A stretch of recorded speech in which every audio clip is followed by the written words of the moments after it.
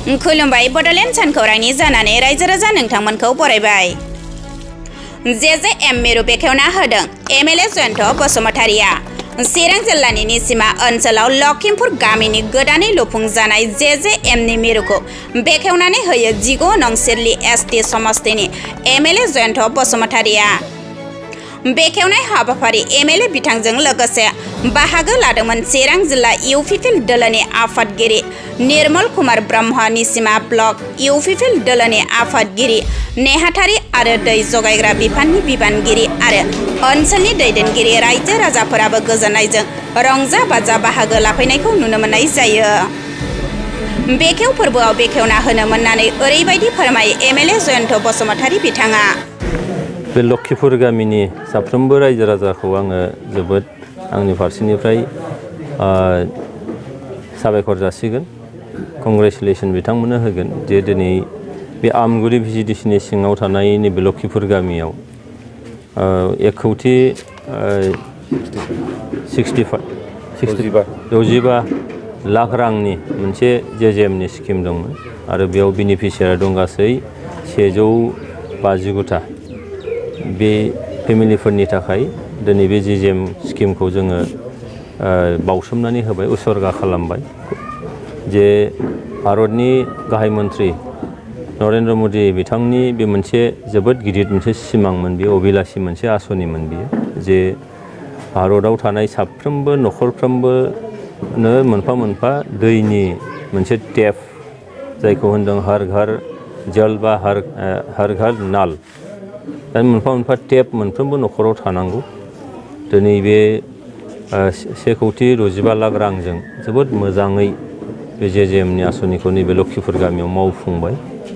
गोग्गो दै लोंहोनायानो बेनि मोनसे थांखि आरो नांगौसिबां दै जाहाथे बिसोर मोननो हायो, बेनो मोनसे थांखि। बे थांखिया जाफुंसारबाय। बेखायनो आङो प्राइम मिनिस्टारनि जे सिमां, बे सिमांखौ जाफुंहोनायाव जोंनि बिटिआरनि चिफ मानगोनां प्रमद बर' आरो जोंनि आसामनि गिबि मन्त्रि डक्टर हिमन्त बिश्व शर्मा बिथांमोननि नाजानाय, बिथांमोननि मावनायखौबो आङो दिनैहाय साबायखर जासिगोन। मानोना बिथांमोनहा जोंहा मोनसे टारगेट दङ जेजेएम स्किम मावफुंनायनि, 2024 मायथाइनि गेजेराव बे जोबजोबनांगौ आरो सारा भारतआव बेखौ मोनसे मिशन हिसाबै बिसोर मावफुंनाय जादों। जेजेएम जायखौ बुंदों जल जीवन मिशन, बेखायनो बे मिशना 24 जोबनांगौ आरो बेबायदियैनो दिनै टाइमलि बे खामानिखौ थिकादारा मोजाङै मावफुंनानै होबाय।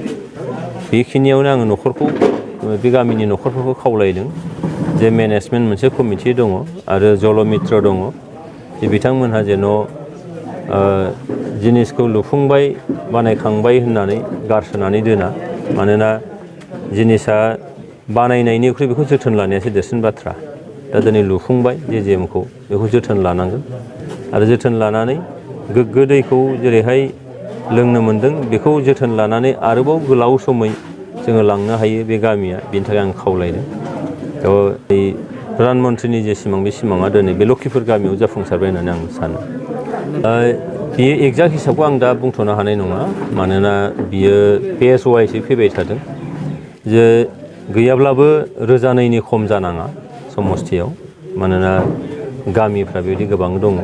बेयाव मोनसेया जाहैबाय रेट्र'फिटिं आरो मोनसेया जाहैबाय नोङो गोदानै गायसनथारनाय। रेट्र'फिटिं माने मा? सिगाङाव गोजाम दंखायोमोन वाटार साप्लाइ स्किम, बेखौ गोदानै आरो माने लुफुंफिननाय, रिन'भेसन खालामनाय, आरो गुबुन मोनसेया जाहैबाय गोदानै फसंथारनाय।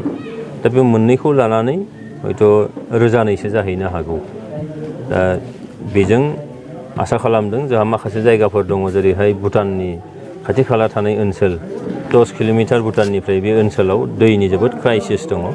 बिथांमोना दैमा दैसानि, हाखर हालानि, बिलोनि दै लोंनांगौ जादों, बिथांमोनहा दंग'नि दै लोंनांगौ जादों। बे नैबे जुदि जेजेएम स्किमखौ बेयाव मावफुंनो हानाय जायो। आरोबाव मोनसे हिसाब दिनै जों मोननो हादों, जोंहा इन्जिनियारा खोन्थादों, एसडिअ'आ, जे ओरैबायदि माखासे ओनसोल दंसै जेराव बेमाराबो जोंहा खमायदों होनदों। मानोना दैजों बिराद बेराम जायो। बे बेरामाबो दिनैहाय बे गोथार गोग्गो दै मोनलोंनायनि थाखाय खमायदों होनना बुंदों। बे जोंनि थाखाय जोबोद गोग्गाथाव आरो देरगाथाव बाथ्रा। रायजो राजाफ्रा बेखौ सुबिदानि थाखाय सानसेयावहाय खनबेसेसो बाहायनो हागोन? ओरैनो नियम बादियै खननै बाहायो, फुङाव खेबसे होयो आरो बेलासियाव खेबसे होयो। नाथाय जोंहा टेंकि जिथु दंखायो जायखिजाया टाइमावनो बाहायनो हायो, खिन्थु बेखौ मेचिन सानानै दै साखोनाय बा दै सोदांनाया जाहैबाय खननै, फुङाव खेबसे आरो बेलासियाव